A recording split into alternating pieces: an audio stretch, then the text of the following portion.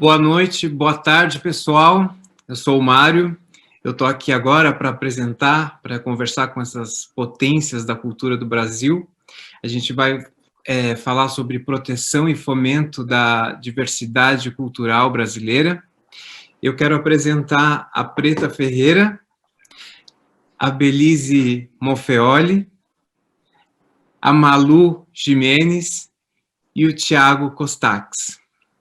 Eu queria começar pedindo que cada um se apresentasse e falasse um pouco do trabalho, para quem está nos assistindo.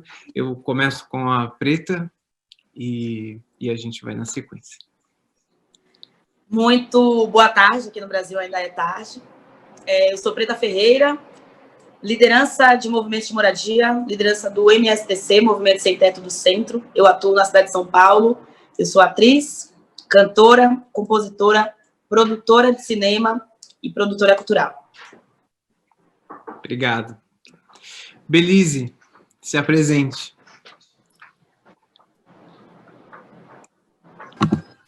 Eu sou Belize Mofeoli, sou escritora e para diversos formatos, então eu escrevo roteiros audiovisuais, de ficção e não ficção, literatura, tenho um podcast sobre literatura, sobre dramaturgia contemporânea brasileira feita por mulheres, e agora também dramaturgia. Obrigado, Belize.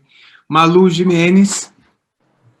Boa tarde para todo mundo, eu sou Malu Jimenez, eu sou filósofa, sou gorda, sou ativista gorda, terminei de fazer um doutorado em estudos de cultura contemporânea. Eu pesquisei a gordofobia, o lugar social da mulher gorda no Brasil. Faço parte de um coletivo feminista aqui no Mato Grosso que se chama Gordas Xomanas e estou lançando um livro que se chama Lute como uma Gorda. Muito legal. Bom, a gente tem o Tiago, mas ele sumiu aí. Vamos esperar. Tiago?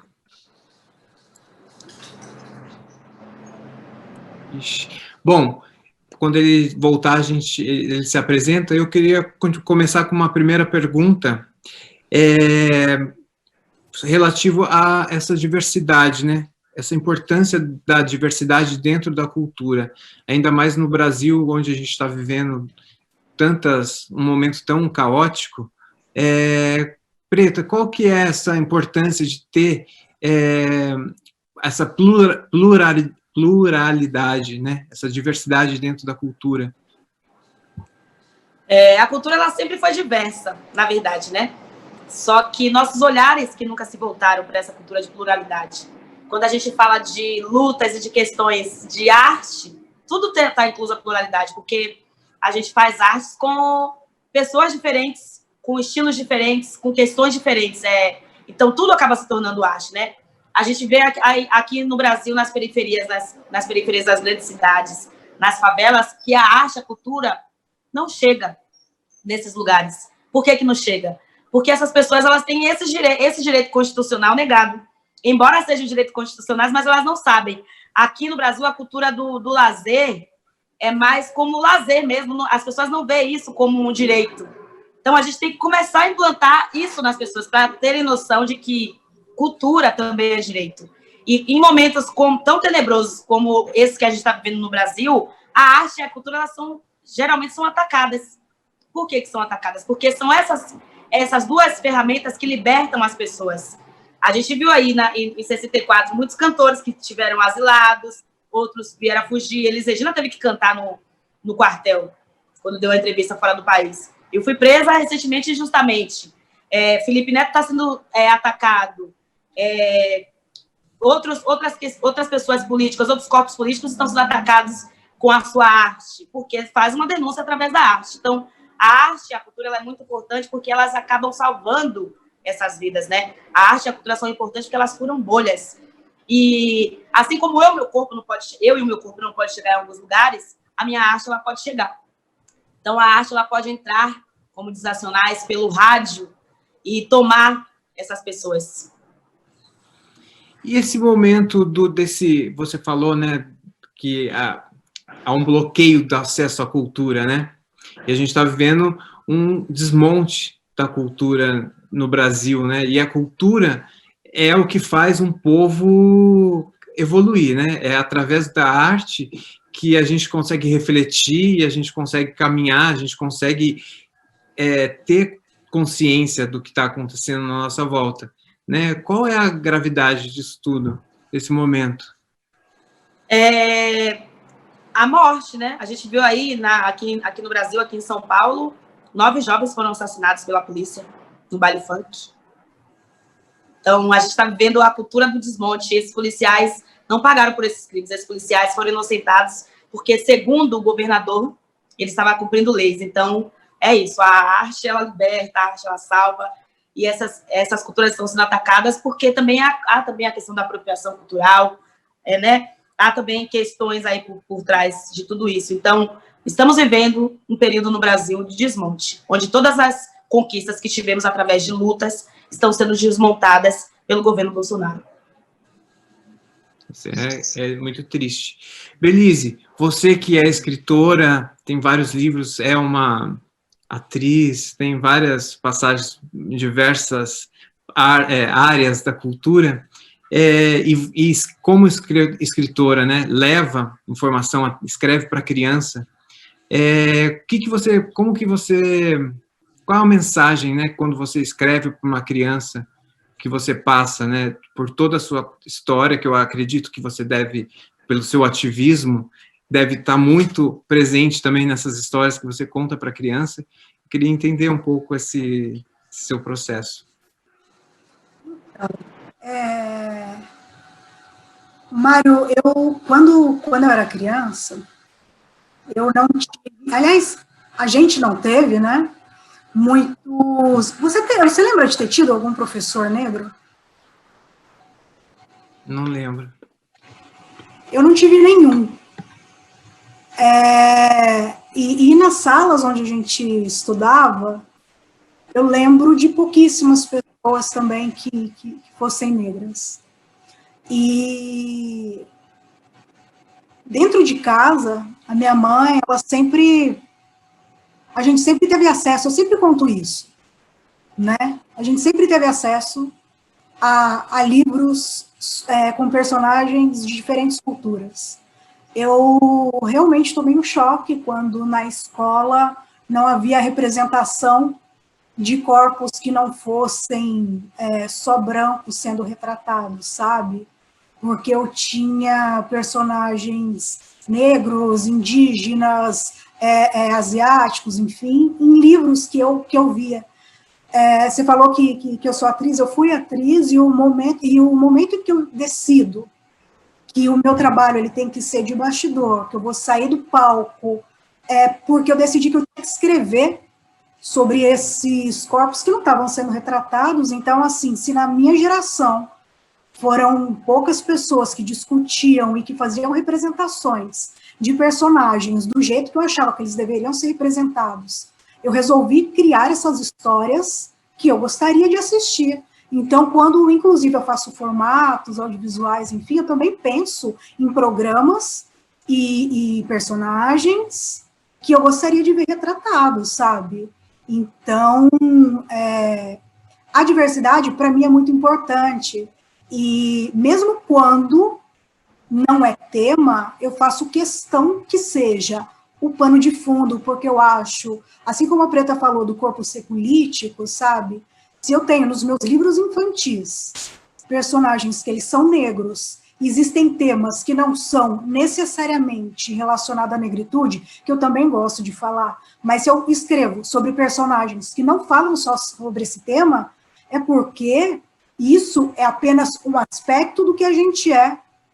Parece que o tempo todo o mundo fica querendo cercear que a gente só fale assim, só sou negra. Não, eu sou negra e sou um monte de outras coisas. E a gente ama, a gente vive, a gente detesta alguma coisa, a gente tem alergia a algo, a gente acredita em algo, enfim. Então, eu acho que uma das coisas que eu faço na minha literatura é normalizar os corpos que, em geral, não estão em destaque, e isso também no audiovisual, né? Então, recentemente, quando eu eu pretendo falar um pouco mais disso mais para frente, quando eu proponho um novo método de narrar personagens que sejam negros, ou gordos, ou homossexuais, ou de qualquer outra etnia, que não essa eurocentrada, é porque as nossas representações, vivências são mesmo diversas. Então, o que me inspira é todo mundo que precisa ter voz. O que me inspira é ser aliada sempre. O que me inspira é uma luta por uma igualdade num país que começou de um jeito escabrosamente violento e que espero que termine, espero que continue, né, ou melhor, que siga para a pacificação. Mas isso só será possível, né, no dia em que todos tivermos acesso a tudo, a cultura, a ciência, a direitos. E a arte ajuda você a pensar esse tipo de coisa. É triste ver, né, um país como o Brasil, que seria a sua riqueza, essa diversidade, né, de corpos, de raças, de pensamentos, ver se isso ser transformado em uma coisa ruim, né, e que essas minorias vão sendo apagadas, né, elas vão sendo apagadas como os povos indígenas que são tratados nos livros como se fossem mortos já, mas eles estão vivos. Eles estão aqui, olha, o Thiago está aqui, ele está fazendo as performances, ele tá desbravando o mundo, conquistando o mundo, né? E é muito triste a gente ver essas questões, né, do corpo, né? A Malu, que tem esse trabalho da gordofobia, né? Está lançando esse livro, Lute como uma Gorda. Malu, como que é? Que luta é essa dessa mulher gorda hoje, na arte, na cultura? Quero saber. Meu trabalho é um trabalho focado no ativismo gordo, que é denunciar o que os corpos gordos passam, essa violência do Estado, né? Essa violência institucional, esses corpos, o que a gente passa desde a nossa infância até a nossa morte. Desde não ter macas nos hospitais para os nossos corpos, aparelhos de medir pressão, espaço em transporte público. E falar sobre a gordofobia é entender que nos espaços mais seguros que a gente acreditava que fosse, como, por exemplo, a família, a gordofobia ela começa muito cedo. E as consequências dessa expulsão e dessa humilhação e dessa exigência, né, que exista apenas um corpo branco, hétero e magro. Então, é um trabalho através do livro, através das pesquisas, através da arte, falando, questionando o que é isso, o que é essa padronização de corpo, que é essa normalização de só um corpo possível. Então, é um questionar, é uma denúncia também, pensem, né, sobre isso. E aí, em volta a toda essa discussão, a gente também vai estar falando sobre essa colonialização do nosso pensar, dos nossos corpos, dos nossos conhecimentos. A gente estava falando aqui das crianças, da educação, eu também sou professora. Como é que nós ensinamos, né, na escola para as crianças brasileiras sobre o Brasil? É o índio que está morto, é o negro que não existe, que não tem força, os corpos que só tem que ser magro e branco. Então, rever isso, como que nós vamos falar sobre esses corpos, né? Como é que nós vamos trazer esses corpos para a história dentro das escolas, é uma das peças fundamentais, assim, chaves do meu trabalho. Muito legal. Thiago, me ouve? Acho que está com a conexão, não está muito boa. Vocês me ouvem? Sim, sim, sim. Ouve agora? Sim. Nossa! Bom, Enfim, me desculpe, foi terrível conseguir conectar, meu celular não conseguia de jeito nenhum, eu peço desculpas, de verdade, mil perdões. não, a gente já começou o papo.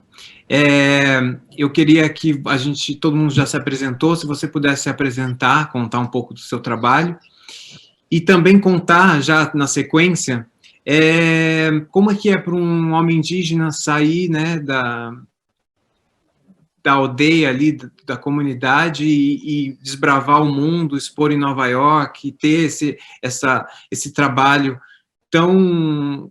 que muitas vezes também, né, tem uma mentalidade de que o indígena ele tem que viver lá na tribo, lá na aldeia, e se ele sai daquele lugar, ele já não é mais um indígena, né? Então, eu queria que você primeiro se apresentasse e depois, na sequência, já contasse um pouco desse seu processo para a gente. Bom, obrigado, Mário, obrigado, Casa Arara, obrigado a todos que estão aqui, a Belize, Preta e Malu. Mais uma vez, desculpa pelo atraso. Essa luz está terrível aqui na minha cara, porque faltou luz aqui para completar. Não é para eu participar hoje da live, mas eu tive que providenciar um monte de coisas aqui de emergência. Bom, eu sou do Rio Grande do Norte, eu sou um homem que me identifico como um homem mestiço, mas que a parte que cabe ao indígena me faz com que eu me assuma enquanto um homem. Nós somos de um estado que possui uma das menores autoridades indígenas, né? O que nos faz travar uma verdadeira batalha sobre qual o local do indígena, sobretudo nesse litoral brasileiro de 500 anos de colonização, 500 anos de invasão, né, para ser mais precisos. Esperar que o indígena esteja na sua aldeia, tranquilamente, pintado, comendo tapioca e pescando de forma idílica, é quase impossível. Não temos essa poesia de 500 anos de ocupação. A nossa região passou por enormes violências, né? Até que um dos maiores que é Camargo chegou a afirmar que elas haviam virado vilas e que as vilas tinham sumido, né? E isso não é verdade. Tiago, você consegue colocar o fone? Porque eu acho que tá um pouco ruim para a gente ouvir a sua voz. Ela está muito estourada. Sim, só um minuto, por favor.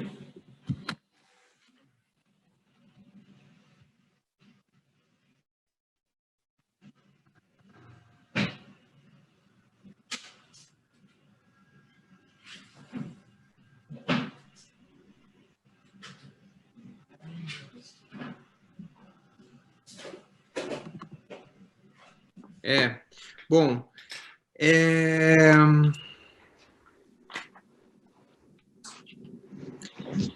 Oi, vocês conseguem me ouvir melhor agora? Continua para a gente ver se está melhor. Oi.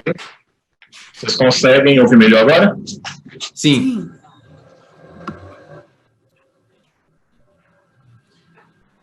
Gente, mil perdões, quantas trevas tecnológicas. Bom, como eu estava falando, as pessoas estranham muito, né, quando nós não somos um indígena, um descendente, uma pessoa que não tem 100% do estereótipo do que a sociedade constitui enquanto indígena, e nós realmente começamos a ouvir, mas você é mestiço, você não é sangue puro. Eu fico muito impressionado, porque quando nós olhamos para outros povos que entregam o Brasil, nesse grande caldeirão cultural Brasil, nós não exigimos que um alemão esteja um eterno Oktoberfest, bebendo chopp 24 horas por dia, para que seja considerado parte da cultura. Um japonês também não é considerado japonês apenas se ele passa o dia inteiro de kimono. Mas com indígenas, nós temos uma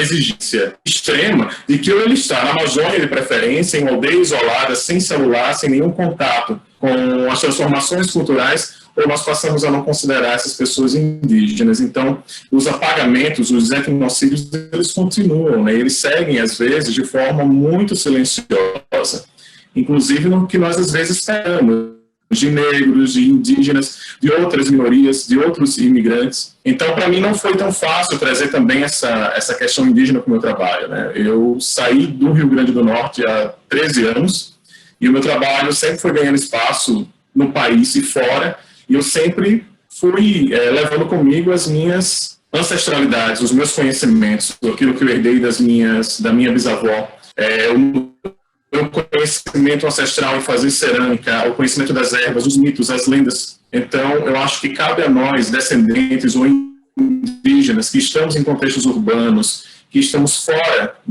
das comunidades, né, que a sociedade nos delegou para pertencer apenas a elas, que nós mostramos para pessoas que isso continua conosco, mesmo fora das aldeias, mesmo fora das comunidades isoladas, e que isso pode ser parte do dia a dia, né, mesmo em sociedades que se transformam, porque as sociedades e as culturas se transformam.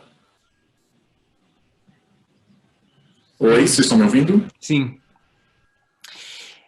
Eu queria saber, a gente está, né, proteção e fomento da diversidade. Quais são essas individual, né, como cada um trabalha, lógico que o seu trabalho, mas como é esse ativismo no dia a dia para que a cultura no Brasil seja, né, preservada com tudo que está acontecendo? Como que vocês, o que vocês estão agindo? Como vocês estão agindo no seu dia a dia para que isso,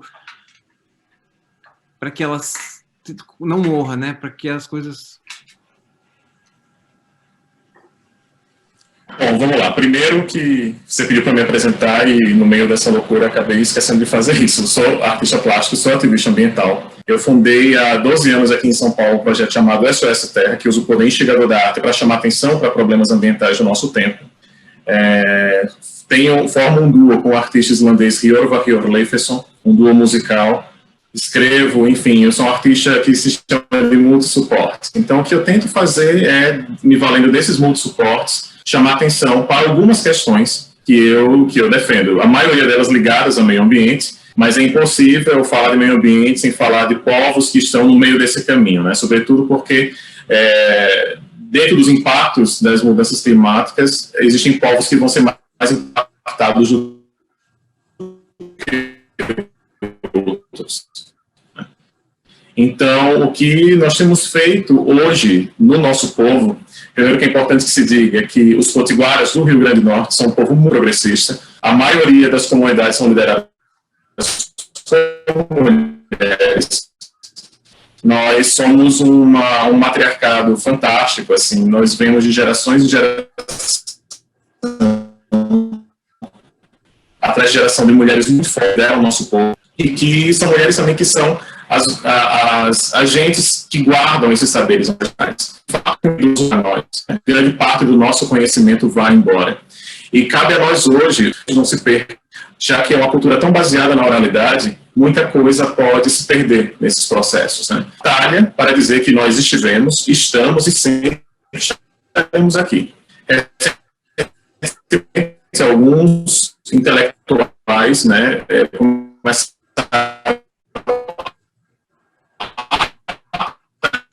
Tiago, tá bem ruim a sua conexão. Do norte, mas tem um indígena, porque não tinha nenhuma tribo, não tinha mais ninguém morando dentro de uma oca,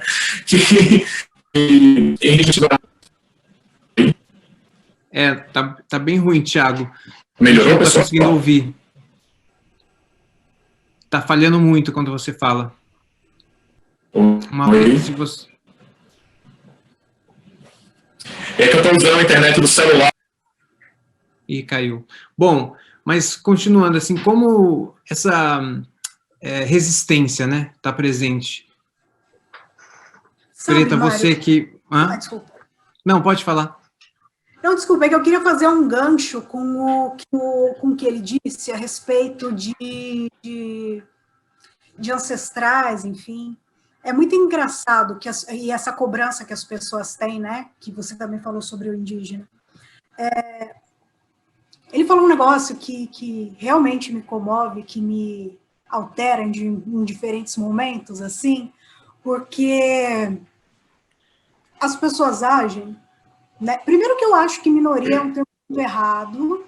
tem a ver com quem tem minoria de direitos, porque se a gente for ver, a gente é uma grande maioria e que também é uma maioria que ativamente econômica, então eu tento mostrar isso sempre na hora de fechar alguns negócios e falar, olha, a representatividade é também muito lucrativa, então, assim, ou a pessoa faz isso porque é ético, porque politicamente vale a pena, ou porque também é um tremendo do investimento, mas uma coisa que vocês falaram e que é muito, muito, muito frustrante é que as pessoas agem como se a gente tivesse o tempo todo que provar algo e ser monotemático. Eu acho que uma das maiores formas de resistência a despeito do que esperam, você ter consciência de que você não deve, se você não é obrigada a nada. Eu já vi artistas incríveis, negros, sendo cobrados por não estarem fazendo militância, por exemplo, no cinema. E a pessoa fala assim, ué, mas o meu corpo negro estava lá, era a minha história, e tinha diretor, e tinha atuação, enfim, mas parece que o tempo todo as pessoas esperam que a gente só fale sobre um tema, como se uma lista que fosse sendo ticada, e para falar assim, valeu a pena e não valeu a pena. E teve um caso de alguém falar, eu detesto quando falam assim, mas você tem que, porque parece que, mais uma vez, a gente tem que cumprir uma expectativa do outro, como se não tivesse existido artes antes de invasões e colonizações. Todo povo tem a sua arte, todo corpo tem a sua representação, todo povo passa isso para a sua ancestralidade. E acontece que no projeto de aculturação pelo qual o nosso povo passou, o nosso jeito de resistir é se aparentar. Quando a gente fala que a gente se aquilomba, é porque é necessário. Esses dias eu estava numa mesa com uma diretora indígena, a Graciela Guarani, e ela falou um negócio que eu uso muito no dia a dia, né? Eu uso muito com as minhas amigas que são pretas, tudo, a gente fala mana, mas não é mana à toa. É porque quando você tem uma ancestralidade que teve toda a sua documentação queimada e você não tem mais o direito à sua história, porque até isso foi tirado de você, então você se aparenta para você resistir. E o que ela diz, eu achei muito bonito essa diretora indígena falando, ela falava assim, porque os parentes, e eu gosto de verdade de pensar os parentes.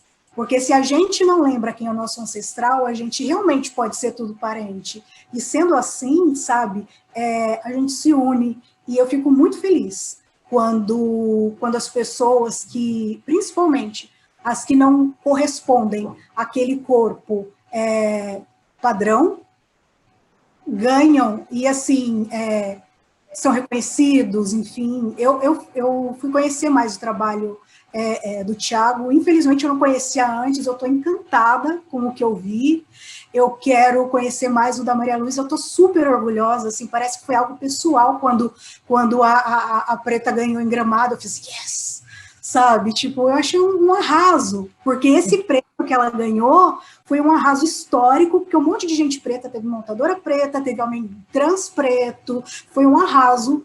Quando o Oscar muda os seus padrões, ele não está fazendo favor, ele está entendendo que existe um resgate histórico. Então, assim, parece que a sociedade deu uma acordada, e quem sempre esteve na posição de privilégio fala assim, mas aí eles vão ser privilegiados. Imagina se a gente tivesse uma regra. Mas sempre teve uma regra. Porque quando você precisa criar uma regra ou um dia para um povo, é porque esse povo sempre não esteve representado. Então, cria-se isso para que ele lembre. É que nem, por exemplo, orgulho hétero. Não precisa, né? Porque é fácil a pessoa ser hétero numa sociedade. Agora, o orgulho gay é o orgulho de resistir.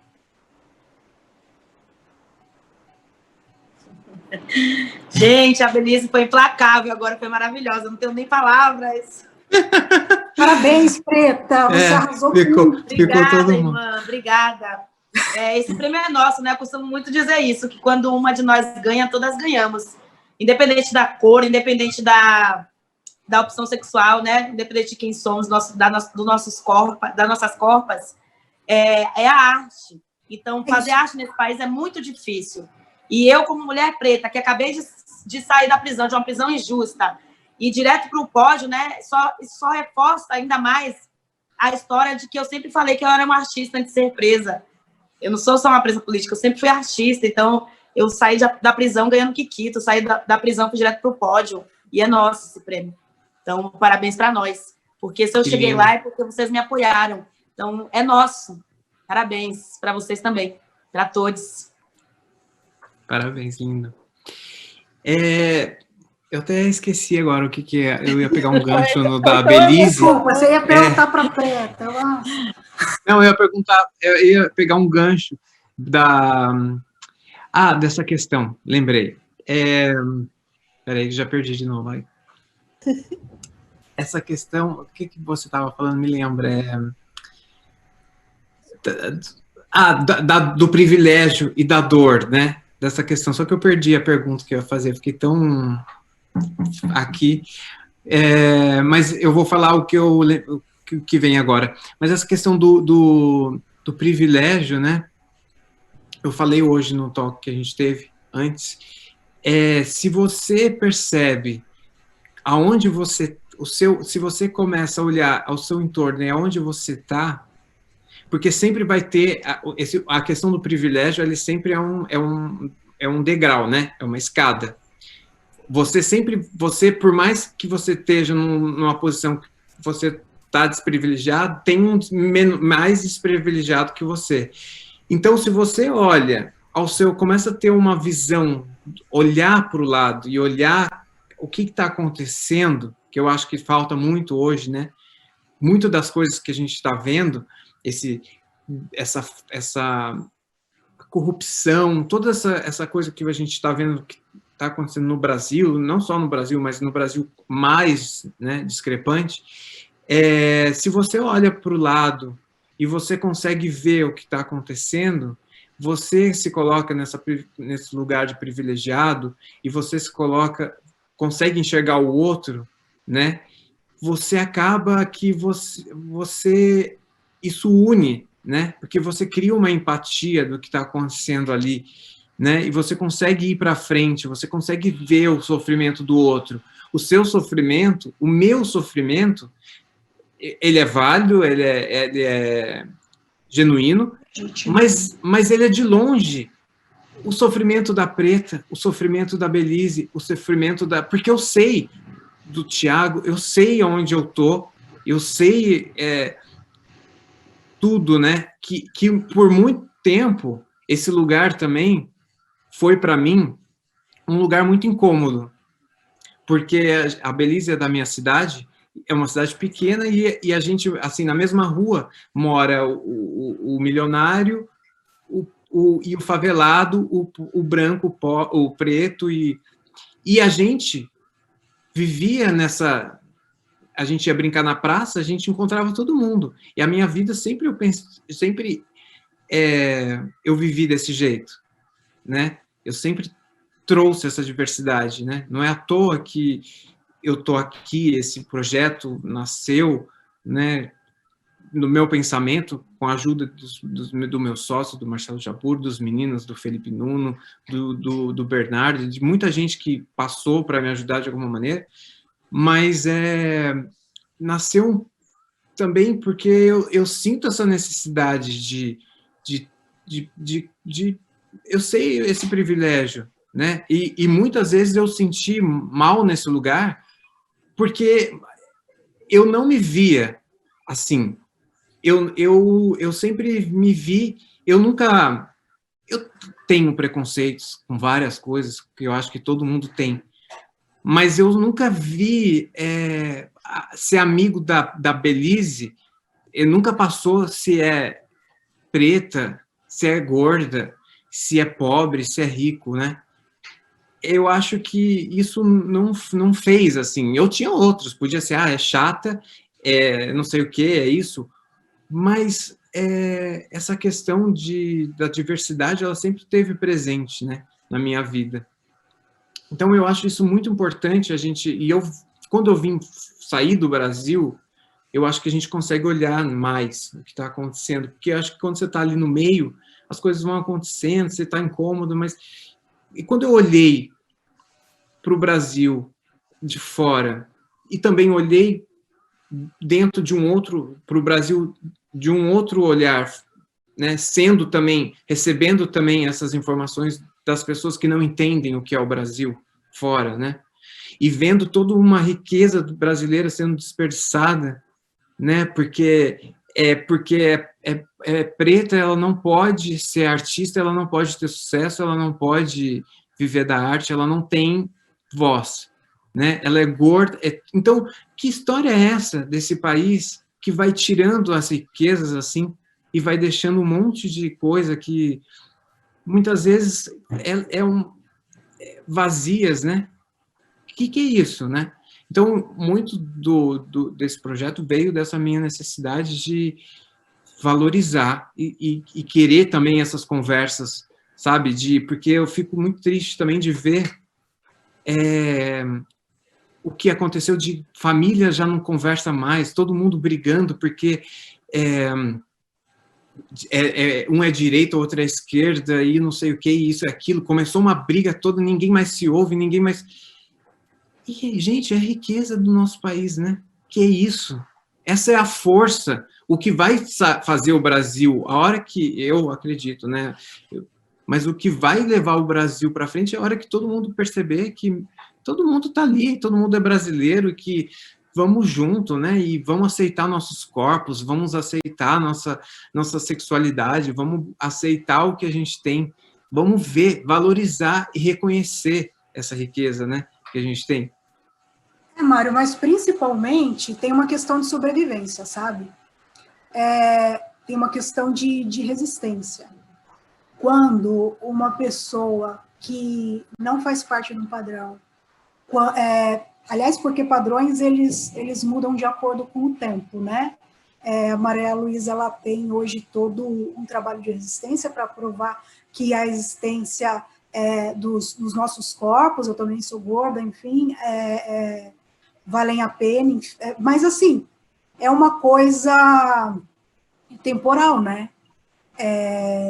Ela poderia ter sido uma musa do Botticelli, por exemplo, mas as coisas passam com o tempo, a noção de beleza passa.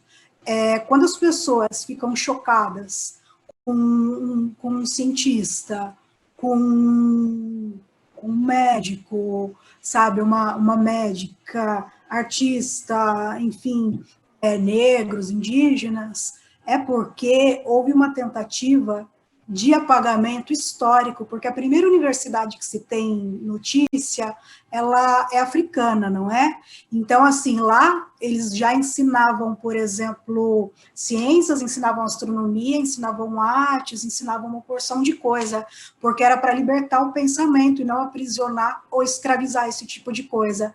Quando uma cultura indígena é tentada, quando tentam dizimar uma cultura indígena e falar que, por exemplo, a arte, que o teatro nasce na Grécia, então eles deslegitimam toda a ritualística, né, ancestral que os povos tribais têm também.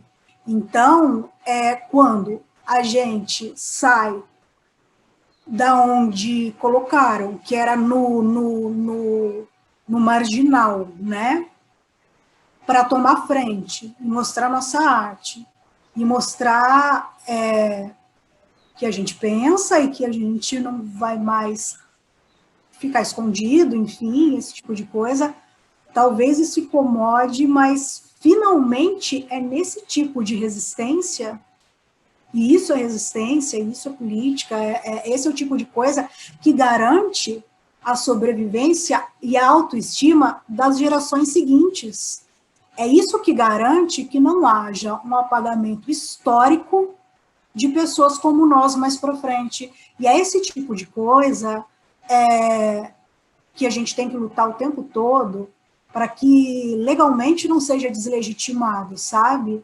A gente tem, sim, é o problema de todo mundo quando os povos indígenas correm perigo, quando os povos quilombolas correm perigo, quando uma pessoa tem medo de sair na rua e ser agredida pelo seu corpo ou pelo seu jeito de amar ou por qualquer outra coisa. Então, assim, sim, as pessoas têm direito a ter opiniões diferentes, desde que a sua opinião diferente não deslegitime a vida do outro. Porque quem disse que precisa haver um padrão? Quem disse que não é no contato com o diferente que nasce algo novo?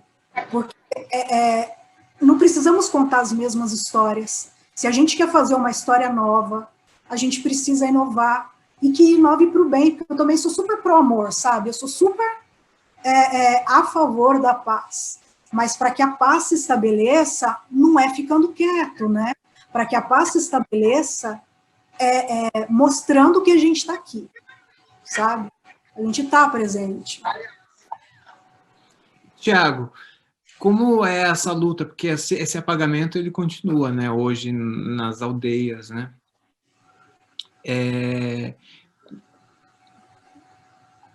Como isso tá, como você está vendo, como você está lidando com essa situação, como você faz o seu trabalho ativista nesse momento?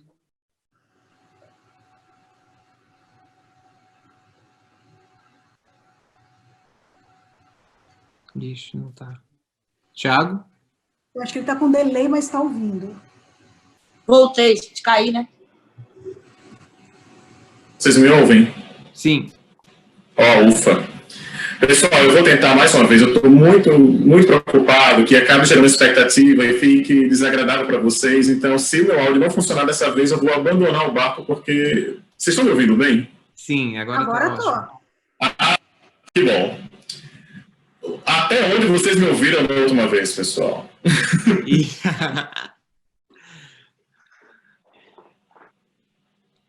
Estão me ouvindo? Eita.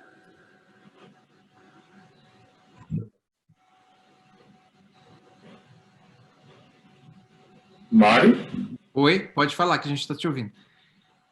Bom, vamos lá. Você havia me perguntado sobre as aldeias, né? Essa resistência que acontece nas aldeias. Bom, nós temos muito poucos indígenas, falando do povo, que moram hoje em comunidades, né? A Belize falou uma coisa que eu concordo com ela, não acho problema nós falarmos de minoria. Em alguns lugares, de fato, indígenas se tornaram minoria, por causa da grande violência e do extermínio que aconteceu nos últimos séculos. Por outro lado, nós também enfrentamos um novo etnocídio quando tentam nos classificar como outra coisa que não indígena, né?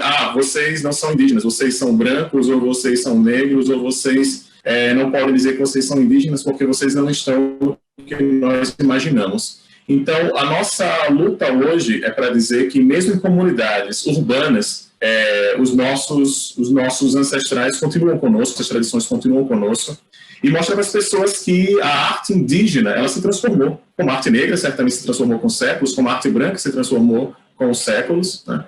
E o que nós tentamos fazer hoje é tentar nos achar enquanto artistas que carregam esses saberes ancestrais dentro de uma perspectiva contemporânea. E claro que alguns de nós não são só indígenas, carregam também outras ancestralidades, né? Alguns são afro-ameríndios, outros são mestiços com outras nações europeias, e esses saberes vão se misturando, vão se mesclando, né? Eu sou de um local que nós estamos, um dos primeiros locais a ser colonizado do Brasil. São 500 anos de muito contato. Mas, de modo geral, nós observamos que é um estado que continua muito indígena, na sua forma de comer, na sua forma de lidar com certas questões, na sua forma de uso da terra, nas suas lendas, nas suas tradições, mas esse povo deixou de se ver enquanto indígena. Há uma pesquisa recente, genética, que mostra que mais da metade dos norte-riograndenses carregam DNA indígena através da sua matriz mitocondrial, ou seja, nossas mães ancestrais são indígenas, como branca ou negra, dependendo do censo, enquanto o nosso povo segue sendo invisível. Então, hoje a nossa grande luta é para mostrar que nós estamos, professores, educadores, trazer esses saberes ancestrais para o cotidiano das pessoas e identificar que aquilo que elas comem, aquilo que elas acreditam, aqueles rituais são indígenas. Trazer de volta para casa os nossos parentes, trazer de volta para casa as pessoas que se descolaram da sua matriz ancestral, para que elas possam se reconhecer e ter orgulho, né, da sua história, da nossa história de resistência. Foram 90 anos os colonizadores tentando entrar no Rio Grande do Norte e não conseguiam, só conseguiram entrar em 1600. Nosso povo resistindo, fomos os povos que mais resistiu à entrada do colonizador. Resistimos enquanto pudemos. Depois veio a Guerra dos Bárbaros, que quis exterminar os indígenas. Poucas pessoas aqui em São Paulo sabem da Guerra dos Bárbaros. Uma guerra declarada para expulsar os indígenas, para matá-los, varrê-los do mapa, para que fosse inserida a agropecuária, enfim, as terras fossem tomadas de vez. E muitos de nós padeceram. Mas não fomos todos que morreram, né? Continuamos aqui, eu continuo aqui, eu sei o que corre nas minhas veias, e nós não vamos escalar, não podemos escalar. Enquanto um irmão nosso volta para casa, cada ancestral nosso retorna com ele. Cada vez que um descendente, um indígena, volta a se classificar enquanto indígena, um ancestral nosso volta a viver. Porque eu sou meus ancestrais. Eles estão em mim porque um dia eu estive neles. E é importante que nós tenhamos orgulho de também pertencer a essa mãe indígena. Indígenas contribuíram para a formação genética, cultural, étnica do Brasil. Seria injusto, seria desumano e seria uma grande mentira apagar a contribuição indígena desse processo. Então, para que esse etnocídio não siga, nós seguimos essa luta que não pode parar. Acho que um de vocês, meninas, disse algo, as imagens ficaram tremidas, eu não pude saber quem era, mas uma frase que eu concordo para que haja paz, nós temos que lutar muito ainda, porque, infelizmente, nós ainda somos muito invisibilizados, né? E as populações não negras do Brasil, não brancas, populações não brancas, né? Tem negros, tem indígenas, tem mestiços, tem os caboclos, somos de fato uma parcela gigante da população, passando de 50% da população. Então é preciso que essas populações não brancas ganhem mais voz, ganhem mais inclusão, né? Entendendo que não há só um tipo de cultura, não há só um tipo de arte. Eu acho que isso deve ser o centro do debate, entender essa diversidade a sério e dar voz àqueles que até hoje, historicamente, tiveram menos voz. Importantíssimo.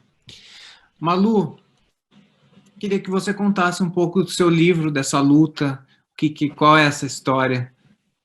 Eu estou amando essa mesa, gente. As falas, assim, super conectadas. A gente não combinou, viu, gente? A gente não sentou e combinou, mas é muito isso, e é muito essa necessidade de falar sobre isso, sobre essa luta, né, sobre essa resistência.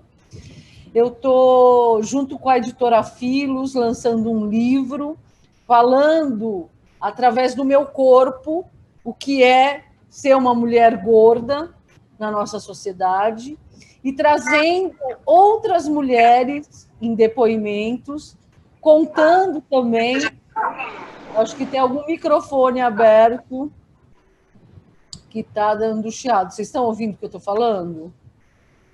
Então, beleza. Pode continuar, tá bem. Então, é um livro que é escrito em primeira pessoa, a partir da minha história, né? Essa história que é tão negada, invisibilizada, nós mulheres, né? Mulheres gordas. Então, eu conto a partir do meu corpo, como máquina de luta mesmo. A Belize falou uma coisa muito linda, né? Eu quero a paz, mas não é por isso que eu não vou lutar, né? Que paz é essa, né? Que a gente almeja. Então, eu falo no livro sobre isso, sobre a minha história, através também de outros depoimentos de outras mulheres gordas, de toda essa violência que a gente sofre. E depois, no final, eu vou falar sobre o ativismo, sobre o corpo que resistiu a isso, né? Porque a maioria das mulheres gordas, ou elas se suicidam na fase adulta, ou elas se cortam, ou elas ficam em casa, ou elas têm problemas, ou elas vão para clínicas, né, de tão grave que é a gordofobia. Mas existe uma parcela que consegue resistir com muita luta. E quem são essas mulheres que conseguem resistir? O que elas estão fazendo? E aí eu mostro, a partir do meu olhar, onde elas estão, o que elas estão fazendo, o que elas estão discutindo, por que é importante a gente falar sobre isso, sobre esse corpo diverso, sobre essa luta, uma crítica à ciência, que tem tudo a ver com o que a gente falou agora, mas não a ciência, mas como é feita a ciência, que apenas um saber é valorizado, né, o saber branco, um saber hétero, e não os diversos saberes, a valorização de outros saberes que não patologizem nossos corpos, né? É disso que o livro vem falando. E o livro, ele é uma obra de arte, porque nós sentamos e montamos um projeto junto com uma fotógrafa aqui da Chapada dos Guimarães. Eu moro aqui, estou no meio do fogo, aqui estava falando no começo, 40 graus, aqui está pouco. Nós fizemos ensaios de mulheres gordas, imensas, dentro do Cerrado. O Cerrado, para quem não conhece, é um bioma fantástico, que ele renasce das cinzas, literalmente, a gente brinca com isso. E também da Paula Mello, que é uma artista, filósofa gorda, que vai trabalhar com colagens dessas fotografias. Então, a capa do livro sou eu, pelada, gorda, no meio das árvores queimadas. E eu estava ontem falando numa roda e me perguntaram assim, você já viu alguma capa de algum livro de uma mulher gorda do seu tamanho? Porque eu sou muito gorda, eu sou gorda maior. E eu falei, não. Olha que importante, né? Ter uma capa de uma mulher gorda. Não, eu nunca vi. Eu não sei se vocês já viram, mas eu nunca vi. E eu vivo em bibliotecas, né? Então, ter uma capa de uma mulher gorda, de uma mulher gorda de verdade, porque o que a gente vê também o sistema fazer é falar sobre mulheres gordas que nem são gordas, né? Invisibilizando aí uma luta. Tem até o chamado plus size, né? Que vocês já devem ter ouvido, aí você vai lá ver e a pessoa nem continua, né? No padrão. Então, é um trabalho artístico, ao mesmo tempo que tem um texto rompendo com a escrita acadêmica, porque é um texto em primeira pessoa, um texto que não usa palavras difíceis. A gente pensou em escrever um texto como se a gente estivesse trocando uma ideia, eu sentasse e falasse assim, gente, vou contar para vocês o que é a gordofobia no corpo de uma mulher, aqui no Brasil. Então, é uma leitura bem tranquila, bem para chegar ao maior número. Eu sempre tenho essa preocupação de trazer a filosofia, de trazer esses debates de uma forma mais simples, né? Tirar essa coisa... Eu falo sempre isso também da arte. Parece que a arte só pode fazer arte um grupo de pessoas, né, gente? Parece não, é um lance de elitizar a arte, né? E de elitizar a arte com pessoas brancas que tiveram acesso a algumas coisas e não valorizar outras artes. As artes indígenas, que são maravilhosas, né? Das pessoas negras, das pessoas gordas, das pessoas periféricas no nosso país, né? Que somos a maioria, e é uma arte totalmente invisibilizada que não chega, né? E eu fiquei pensando muito isso na capa, né?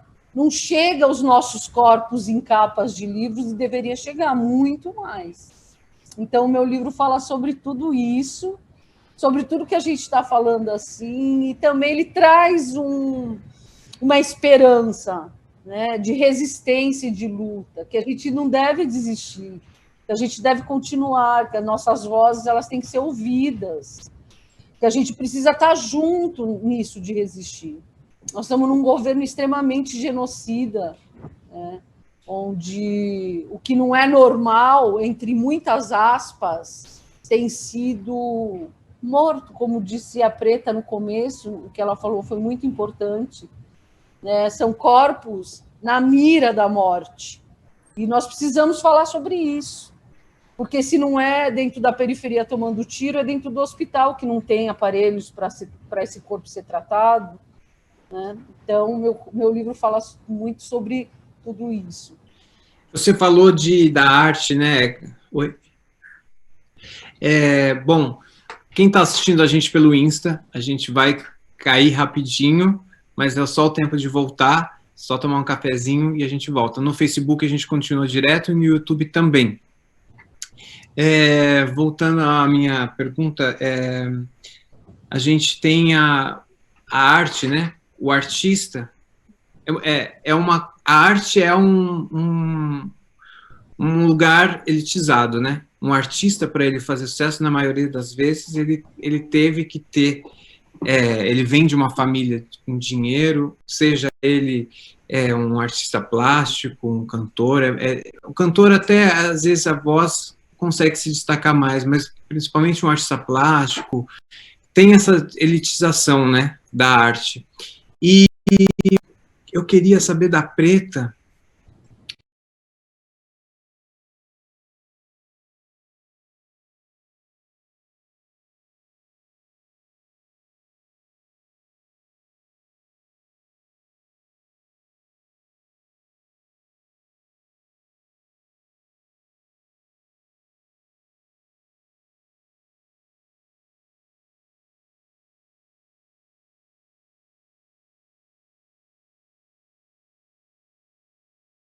de criança, né? Eu sempre estive em contato com a arte, porque é o que eu sei fazer.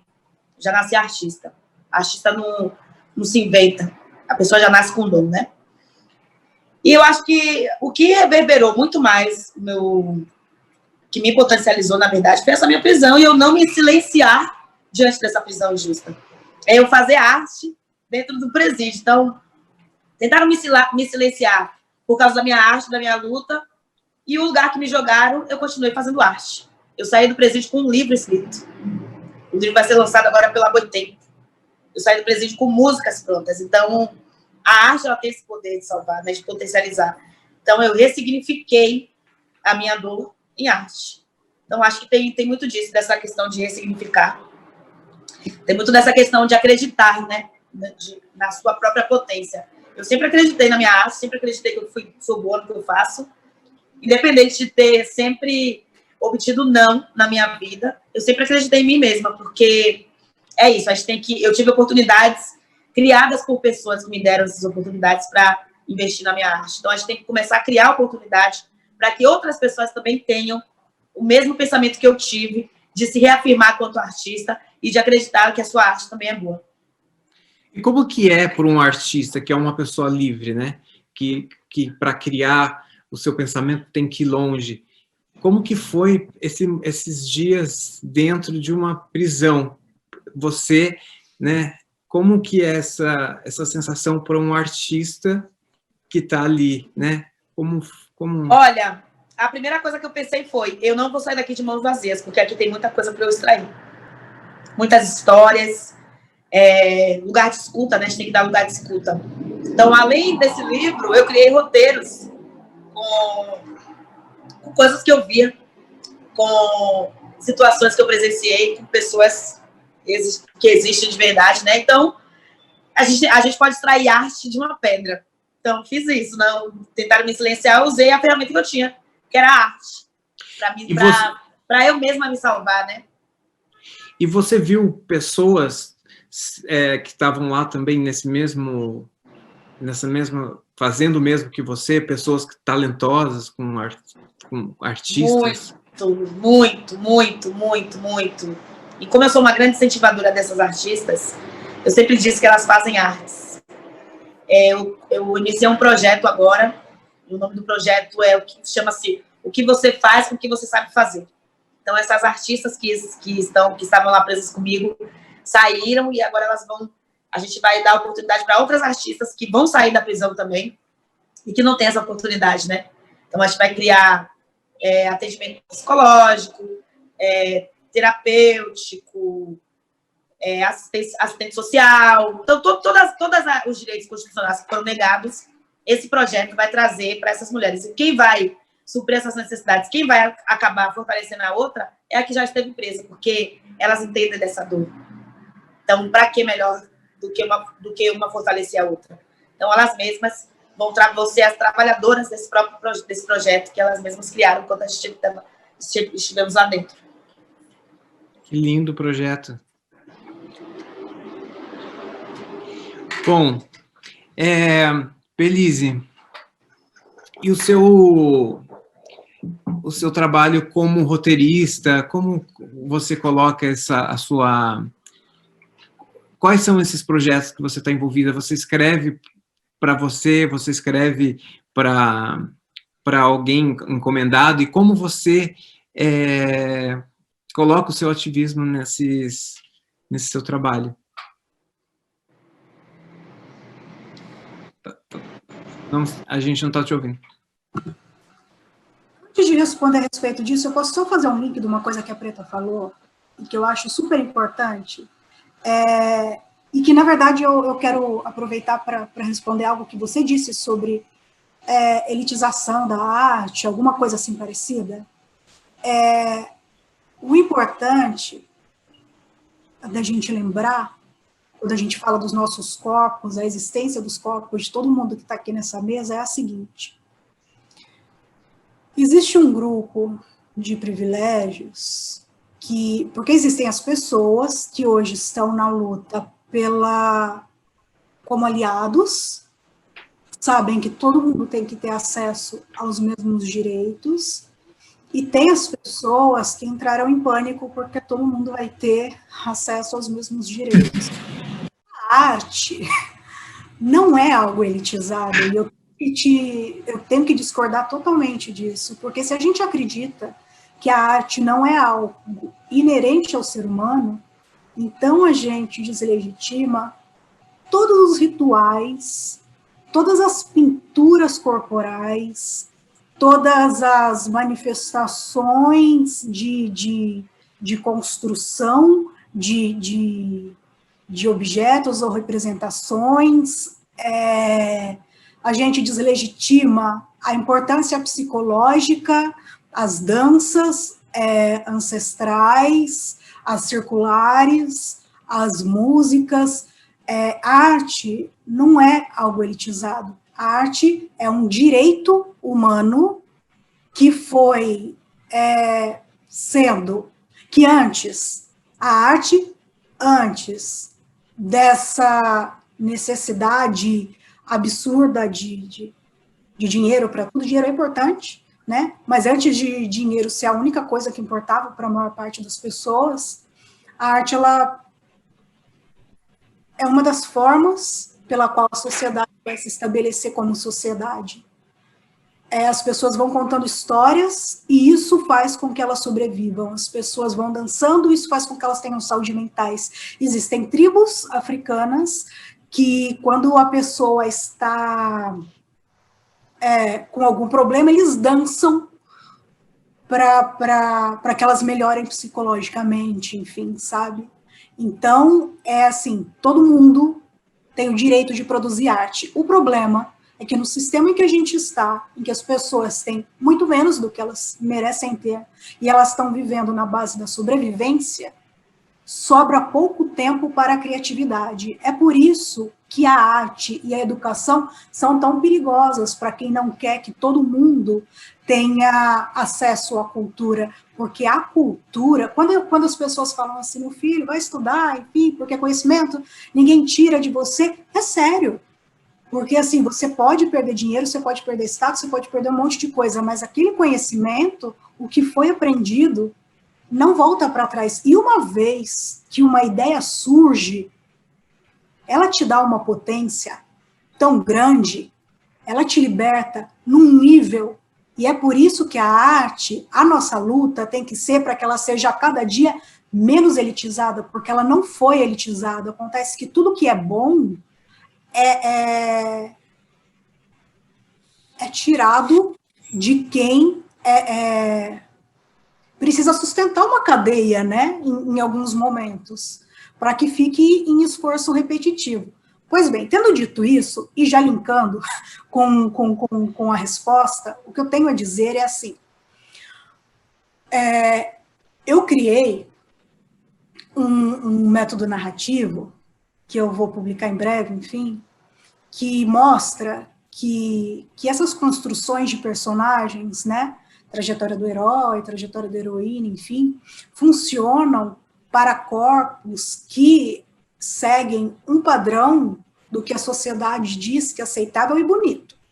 Porque se você LGBTQIA, se você é indígena, se você é asiático, se você é negro, se você, sabe, é gordo, enfim, anão, se você tem qualquer outro padrão que não seja o que a sociedade diz que é bonito, então sua trajetória é outra, porque você vive numa sociedade em que você primeiro tem que se aceitar e perceber que você tem que se juntar um pouco com os seus para se reconhecer, para encontrar sua força, para que então você consiga, inclusive, resistir, inclusive se unir, não só com os seus iguais, mas com os outros também, mas esse processo de aceitação numa sociedade que não te aceita é tão importante que isso eu trago para a minha narratividade.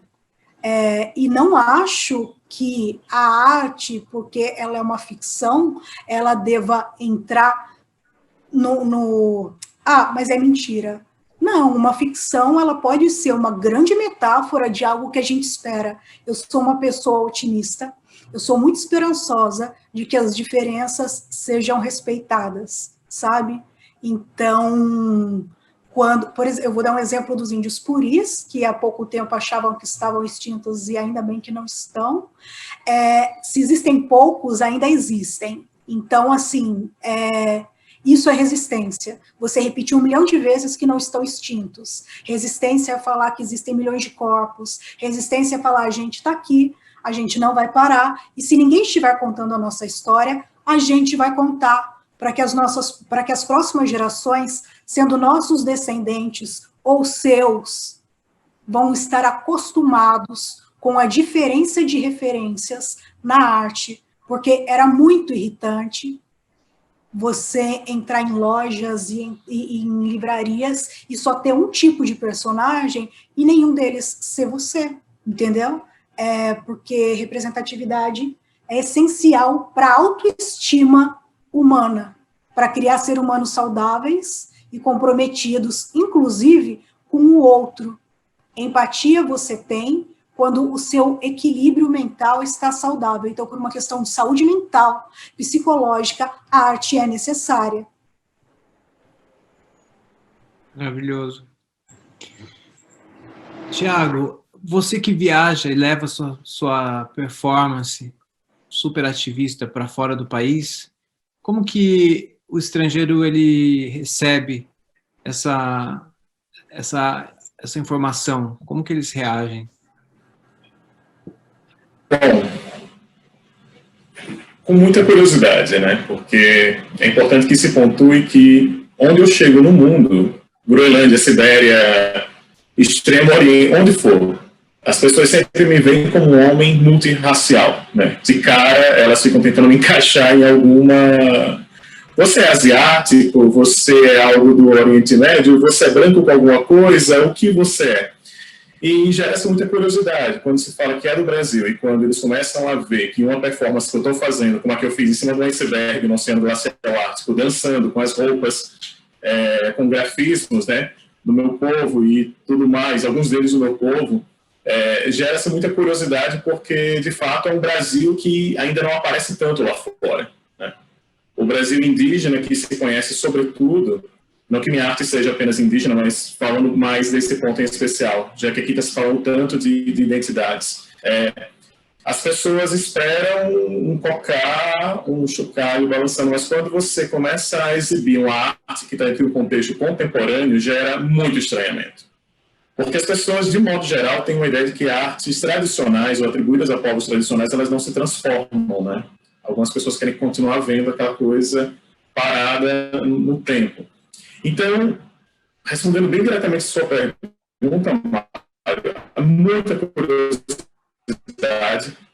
muita vontade de entender o que é que está sendo feito, né? E as pessoas acabam mergulhando nesse Brasil. Então, para mim, é fantástico pegar na mão dessas pessoas, porque, gente, uma coisa que é impressionante. O ser humano é muito mais parecido do que a gente imagina. ao redor do mundo me ensinaram é que da Groenlândia ao Brasil, da Rússia aos Estados Unidos, nós somos muito mais parecidos do que nós imaginamos. Todos queremos comer bem, ter uma vida confortável, queremos respeito, queremos ser respeitados por aquilo que nós somos.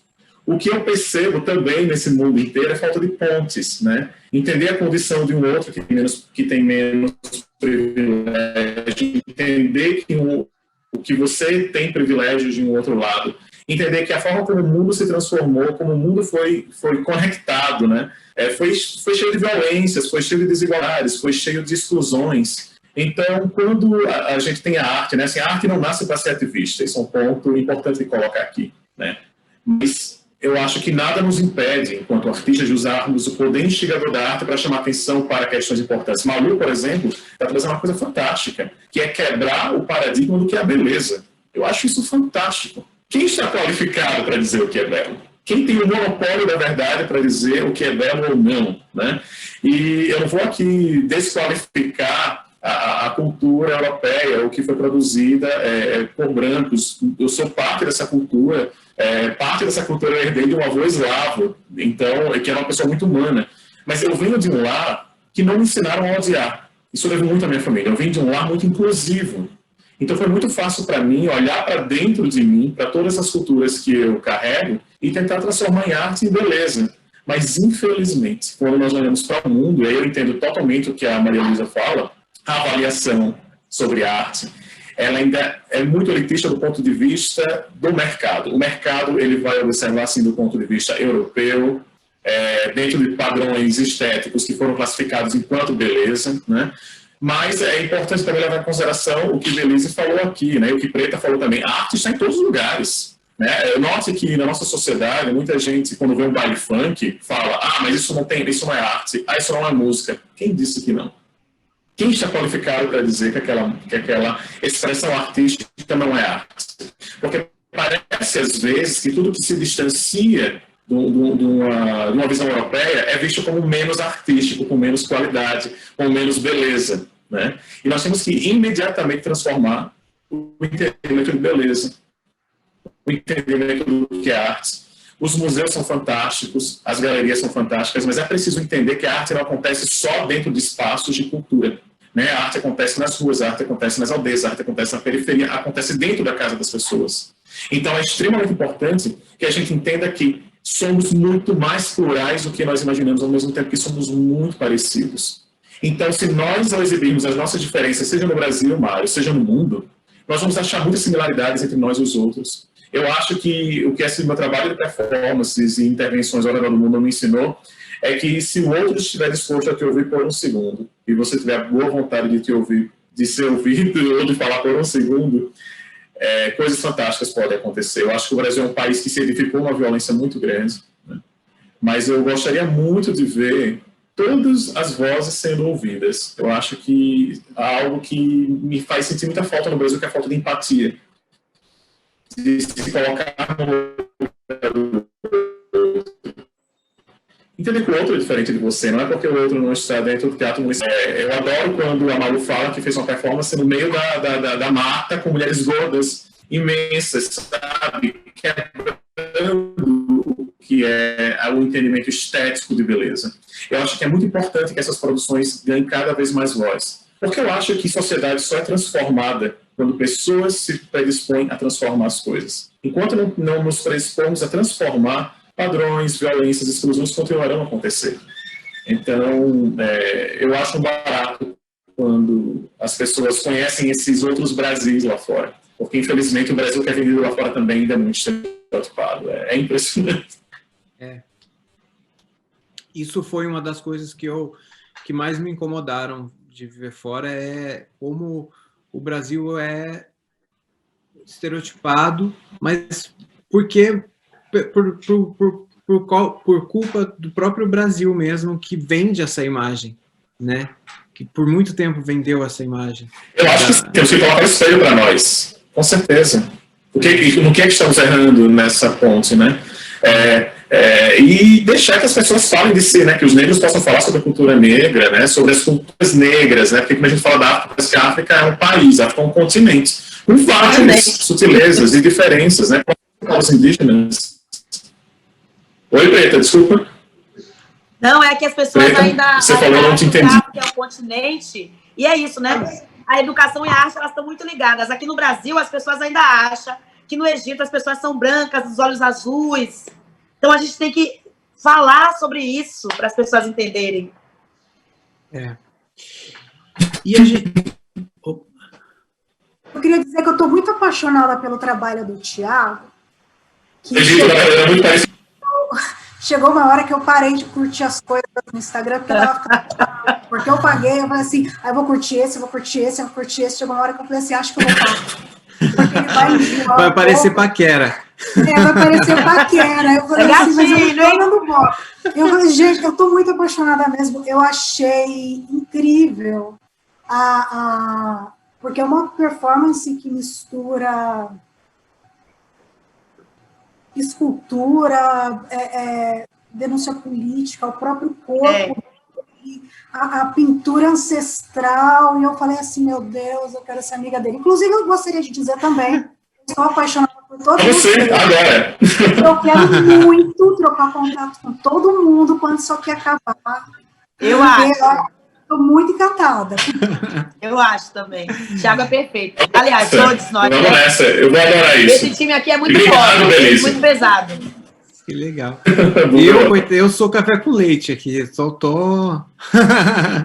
Mas eu queria saber, a gente tem pouco tempo, e eu queria que cada um pudesse responder,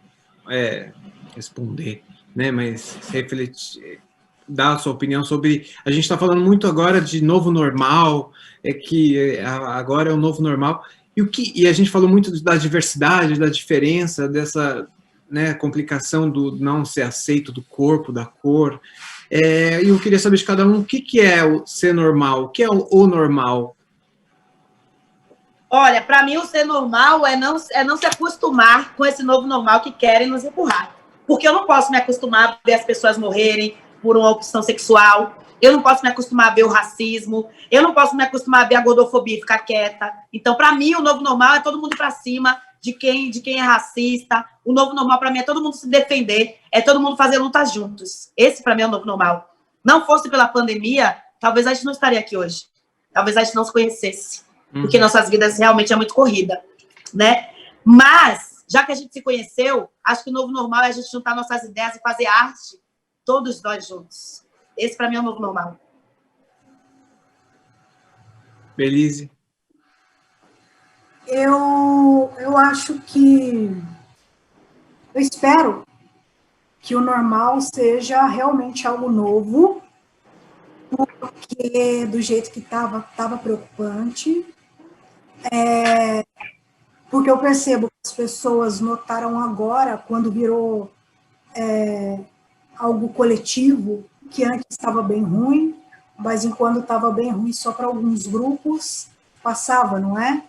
Então, eu espero que o normal daqui para frente seja você entender que nós somos mesmo, que nós devemos mesmo ser povos irmãos, que nós somos irmãos, e que não existe felicidade na base da infelicidade do outro.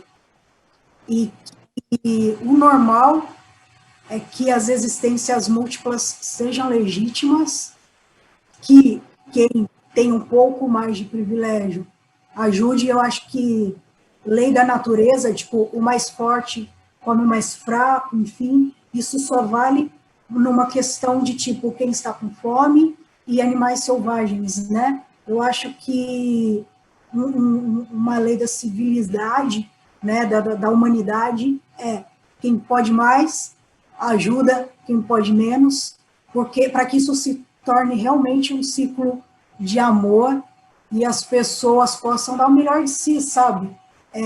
Respeitando as culturas formais e informais e percebendo o quanto é lindo o que o original de cada um pode apresentar. Lindo. Malu? Eu espero que o normal seja percebido como algo que não é legal, O normal não é legal, a gente tem que quebrar o normal. A gente tem que romper o normal, a gente tem que pôr chato, fogo no normal, né? Vamos pôr fogo no normal, vamos trazer outras coisas que não têm espaços, né? Que não são vistos como o normal. O que é o normal? Vamos questionar o normal. Eu acho que é isso. Não vou falar muito porque tem pouco tempo. O Thiago falar também. Vamos pôr fogo no normal, gente.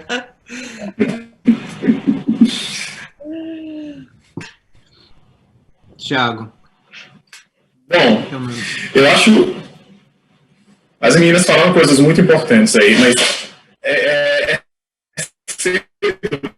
para nós sabermos o que de fato vai ser transformado, né, depois disso tudo.